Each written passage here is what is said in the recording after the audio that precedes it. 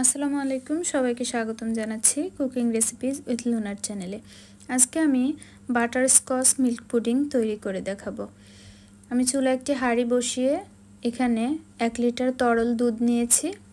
এখন এই দুধটা ফুটে ওঠা পর্যন্ত আমি অপেক্ষা করছি।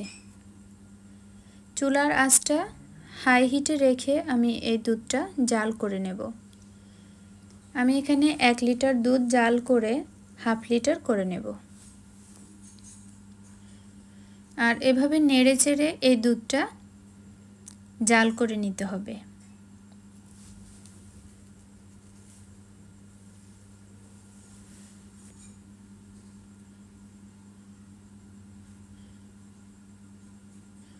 এই পুডিংটা খেতে কিন্তু খুবই মজার।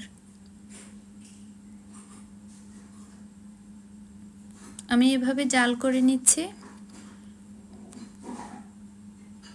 যখন দুধটা অর্ধেক হয়ে আসবে তখন আমি এটা চুলা থেকে নামিয়ে নেব। তারপর আমি চুলায় একটি প্যান বসিয়ে নিচ্ছি। এখন আমি ক্যারামেল তৈরি করে নেব। এখানে হাফ কাপ চিনি নিয়েছি আর চুলার আঁচটা একদম লোতে রেখে আস্তে আস্তে করে নেড়ে চেড়ে আমি ক্যারামেলটা তৈরি করে নেব। এটা ঘন ঘন নাড়াচাড়া করা যাবে না, একটু পর পর আমি এটা আস্তে আস্তে করে এভাবে নেড়ে চেড়ে ক্যারামেলটা তৈরি করে নেব। যখন এই চিনিটা এভাবে গলতে থাকবে তখন আমি একটু বেশি নেড়ে চেড়ে দিচ্ছি। যখন আরেকটু এরকম ক্যারামেলটা হয়ে আসবে তখন আরও বেশি করে নেড়ে চেড়ে দিতে হবে, তা না হলে এই ক্যারামেলটা পুড়ে যাবে। আর পুড়ে গেলে ক্যারামেলটা একদম খেতে ভালো লাগবে না, তেতো হয়ে যাবে। এ পর্যায়ে আমি এর সাথে অ্যাড করছি 1.5 টেবিল চামচ বাটার। আমি এখানে আনসল্টেড বাটারটা ব্যবহার করছি। আপনারা চাইলে সল্টেড বাটারও ব্যবহার করতে পারেন। বাটার দিয়ে আমি ক্যারামেলের সাথে খুব ভালো করে মিশিয়ে নিচ্ছি। যখন বাটারটা একদম ক্যারামেলের সাথে মিশে যাবে তখন আমি যে দুধটা জাল করে রেখেছিলাম সেই দুধটা এই ক্যারামেলের সাথে মিশিয়ে নেব। আমার ক্যারামেলটা তৈরি হয়ে গেছে। এখন আমি জাল করা দুধ এই ক্যারামেলের সাথে অ্যাড করে দিচ্ছি। তারপর কিন্তু এই ক্যারামেলটা একদম জমাট বেঁধে যাবে। এ পর্যায়ে চুলার আঁচটা লোতে রাখতে হবে আর এই ক্যারামেলটা নেড়ে চেড়ে মিশিয়ে নিতে হবে। যখন মিশে যাবে আর এরকম বলক উঠবে তখন আমি এটা চুলা থেকে নামিয়ে নেব। এদিকে আমি স্বাভাবিক তাপমাত্রার 3টি ডিম নিয়েছি। এই ডিমটা আমি খুব ভালো করে ফেটে নিচ্ছি। আপনারা চাইলে ডিমের পরিমাণ বাড়িয়ে 4টা কি 5টাও নিতে পারেন।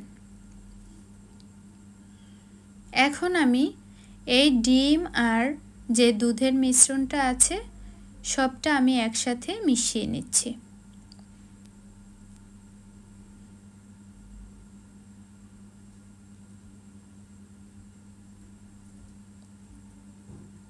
খুব ভালো করে এটা মিশিয়ে নিতে হবে।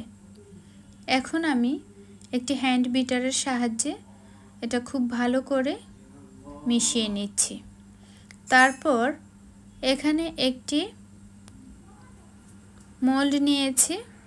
আমি যে মোল্ডে সেট করব সেই মোল্ডে একটি ছাঁকনি দিয়ে এভাবে এটা ছেঁকে নিচ্ছি।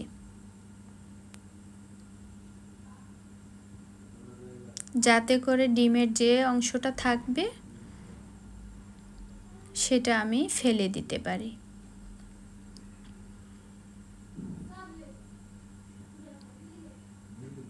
ছেঁকে নেওয়া হয়ে গেলে তারপর আমি এটা চুলায় বেক করব।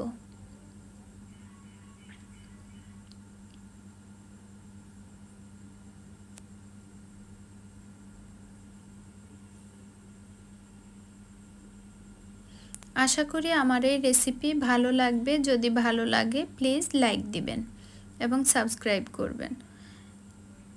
এদিকে আমি চুলায় একটি কড়াই বসিয়ে তার মধ্যে 2 কাপ পানি দিয়ে একটি স্ট্যান্ড দিয়েছি। তারপর পুডিংয়ের এই মোল্ডটা দিয়ে এখন আমি ঢাকনাটা দিয়ে নিচ্ছি। চুলাটা অন করে দিয়ে আমি 30 মিনিটের জন্য অপেক্ষা করব। 30 মিনিট পর আমি চেক করে নিচ্ছি পুডিংটা হয়ে গেছে।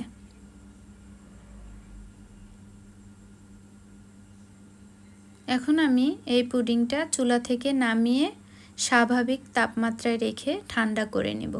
তারপর ফ্রিজে রেখে আধা ঘন্টার জন্য আবার ঠান্ডা করব। আধা ঘন্টা পর আমি ফ্রিজ থেকে নামিয়ে এটা মোল্ড আউট করে নিচ্ছি। প্রথমে একটি ছুরির সাহায্যে 4-5টা ছাড়িয়ে নিচ্ছি। তারপর একটি ডিশে আমি নিয়ে নিচ্ছি।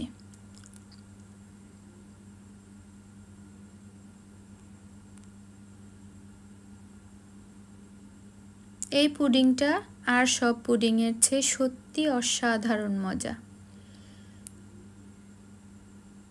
আমি আপনাদের কেটে দেখিয়ে দিচ্ছি এটার ভিতরটা কি সুন্দর একটা কালার আর দেখতে অসম্ভব লোভনীয় হয়েছে। এটা খেতেও কিন্তু ভীষণ মজার। আপনারা বাসায় ট্রাই করবেন। আমি এভাবে শেপ করে কেটে নিচ্ছি।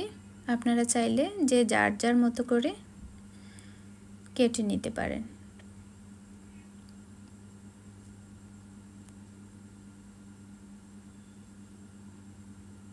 খুব সহজেই মজাদার একটি পুডিং তৈরি করে নিলাম।